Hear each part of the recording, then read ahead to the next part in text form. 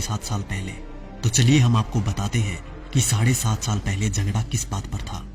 दरअसल बात यह थी कि लाल कृष्ण आडवाणी, जो कि भाजपा के सबसे वरिष्ठतम सदस्य हैं, उन्होंने भाजपा के सामने ये शर्त रखी कि वो उन्हें प्रधानमंत्री पद का उम्मीदवार बनाए। लेकिन नरेंद्र मोदी बिगड़ गए। नरेंद्र मोदी ने सीधी धमकी दे डाली कि अगला प्रधानमंत्री पद का उम्मीदवार उन्हें ही बनाया जाए, और वो भी इसी महीने। ये सुनकर सब सकते में आ गए। खबर जैसे ही दिल्ली पहुंची, आनन फानन में भाजपा हाईकमान की मीटिंग हुई।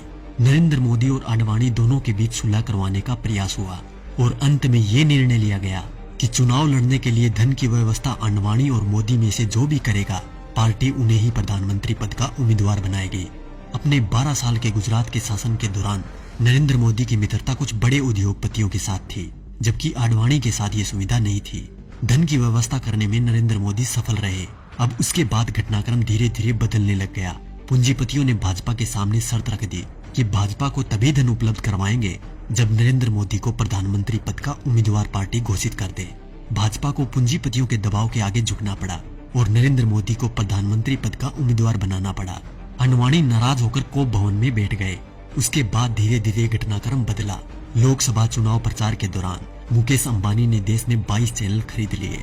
इन चैनल को ये निर्देश था कि वो दिन रात मोदी का प्रचार करे, उनकी रैलियों के भाषण लाइव टेलीकास्ट करे और समस्त विपक्षी नेता यानी आज के विपक्षी नेताओं पर तंज कसने के लिए कहा गया।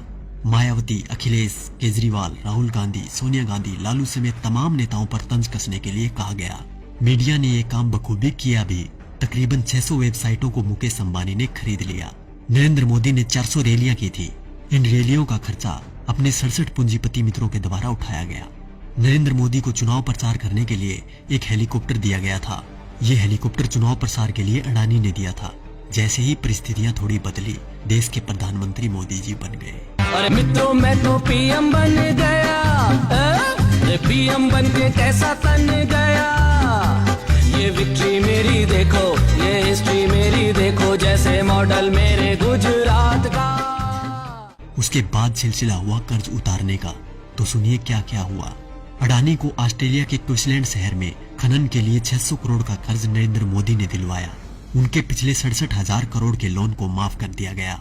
मुकेश अंबानी को फ्री में 4G स्पेक्ट्रम दिए गए। इसके अलावा मुकेश अंबानी की कंपनी पर पिछली सरकार द्वारा लगाया गया जुर्माना माफ कर दिया गया। उनके भी कुछ कर्जों का राइट ऑफ कर दिया गया। दैनिक जागरण अखबार ने लोकसभा प्रचार के दौरान नरेंद्र मोदी का बखूबी साथ दिया था, इसलिए इस अखबार के मालिक को मोदी जी ने राज्यसभा में शासन बना दिया। दैनिक भास्कर अखबार, जिसके मालिक वेदांता कंपनी है, उसको मोदी जी ने छत्तीसगढ़ में कोयले की खदान दिलवा दी। जी न्यूज, जिसने दिन रात नरेंद्र मोदी का प्रचार किया और आज भी कर रहा है, उसके मालिक सुभाष चंद्रा को भाजपा ने राज्यसभा शासन बना दिया। और अब बात करें किसान और गरीब लोगों की, तो शायद उनके बारे में मुझे बोलने की जरूरत ही नहीं, क्योंकि सभी नेता कोई भी पार्टी का हो एक ही बात बोलता है, कर्ज माफ, लोगों को नौकरी और लड़कियों को सम्मान। तो क्या हुआ भाई साहब, कर्ज तो आप सभी का माफ हो ही गया होगा और नौकरी भी लग गई होगी, आराम से घर बैठकर खाने की। वैसे देखा जाए तो हम जवानों को इस फोन से फुर्सत मिले तब ना।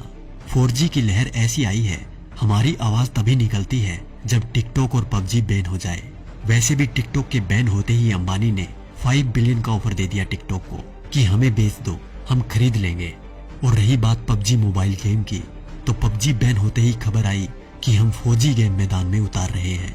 अच्छी बात है, मेक इन इंडिया होना भी चाहिए, पर शायद अब इस गेम से युवा गलत दिशा में नहीं जाएंगे, क्योंकि इसको गंगा के जल से धोकर लॉन्च किया जाएगा।